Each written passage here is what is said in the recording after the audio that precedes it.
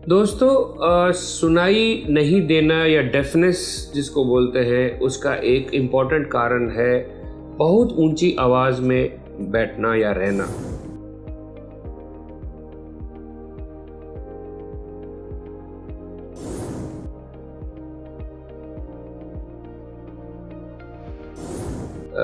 ये प्रॉब्लम खासकर उन लोगों में ज़्यादा देखी जाती है जो साउंड रिलेटेड प्रोफेशन में है, जैसे कि म्यूज़िक रिलेटेड प्रोफेशन में, जो स्टूडियो में काम करते हैं, या जो ईयरफोन्स लगाते हैं, या डीजे साउंड टाइप जो लोग होते हैं, जो बहुत सिनेमा हॉल में या थिएटर में हाई लाउड साउंड में रहते हैं, सिनेमा हॉल के वर्कर्स, ऑडिटोरियम्स के वर्कर, या फिर जो कि बहुत ऊंचा म्यूज़िक सुनते हैं, जैसे आजकल के टीनेजर्स हैं या बच्चे हैं, ईयरफोन में बहुत ऊंचा वॉल्यूम से म्यूज़िक सुनते हैं। इन लोगों में डेफनेस होता है और इसको हम बोलते हैं साउंड इंड्यूस्ड या नॉइज़ इंड्यूस्ड हियरिंग लॉस।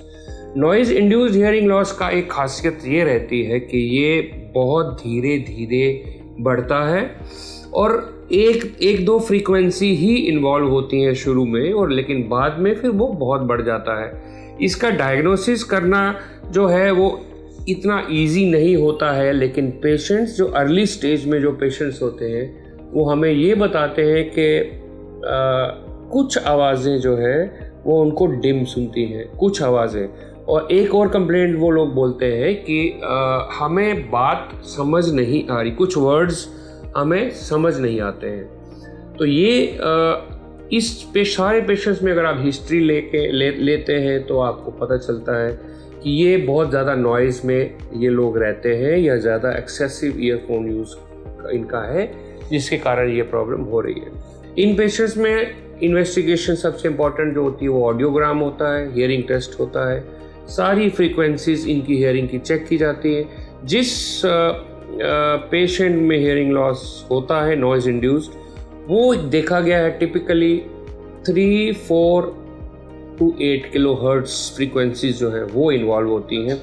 वो हाई फ्रीक्वेंसी साउंड्स इन्वॉल्व होती हैं, जिसमें कि पतली आवाज़ें, इस तरह की आवाज़ें जो होती हैं वो हाई फ्रीक्वेंसी साउंड्स होती हैं।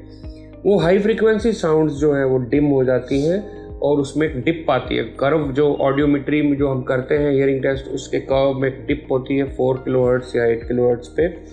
उस डिप के कारण पेशेंट्स को कुछ फ्रीक्वेंसीज डिम सुनती हैं। ये खासकर जो म्यूज़िक रिलेटेड प्रोफेशन में होते हैं या इवन आर्मी वाले होते हैं, जो गनर्स होते हैं, या जो तोप खाने में है या आर्मरी में रहते हैं, या एयरफोर्स में रहते हैं, या जो पायलट्स होते हैं, या जो ग्राउंड स्टाफ है जो काफ़ी एक्टिव एयरक्राफ्ट के एक्टिव एक्शन में रहते हैं, उनमें भी ये 4 किलोहर्ट्ज़ या 8 किलोहर्ट्ज़ फ्रीक्वेंसी अफेक्ट होती है शुरू में।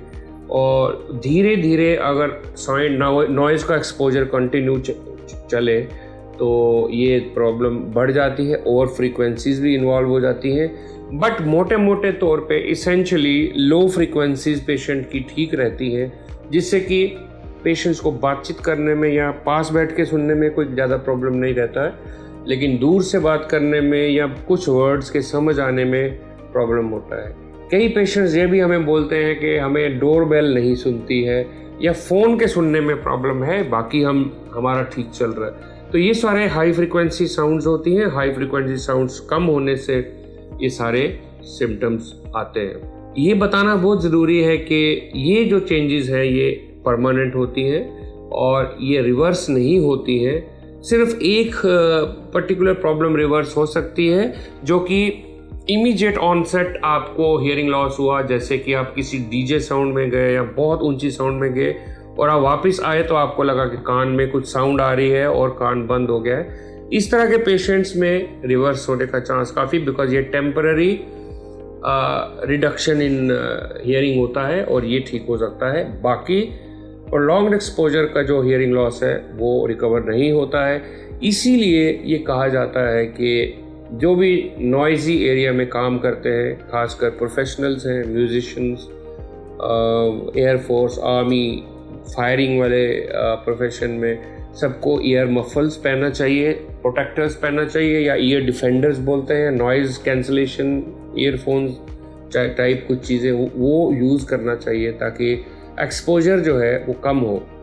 जो टीनेजर्स या बच्चे बहुत लाउड म्यूज़िक कानों में लगा के सुनते हैं, उनको ये एडवाइस किया जाता है कि वो वॉल्यूम कम करें, नंबर ऑफ़ आवर्स जो है वो ईयरफोन यूज़ का कम करें, तो आप बच सकते हैं। क्योंकि ये एक लाइलाज प्रॉब्लम है, इसका इलाज पॉसिबल नहीं है। आगे चल के ज़्यादा सीवियर प्रॉब्लम होने पे हियरिंग एड लगाना पड़ता है और फिर जाके उनकी प्रॉब्लम सॉल्व होती है।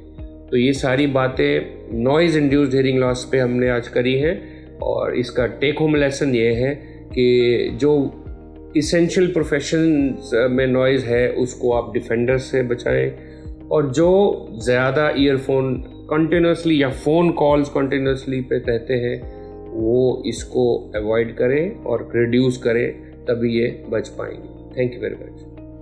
अगर आपको लगता है इस वीडियो से किसी का फायदा हो सकता है तो शेयर जरूर करें और यह वीडियो ज्यादा से ज्यादा लोगों तक पहुंचाएं और लाइक, शेयर, सब्सक्राइब करना ना भूलें।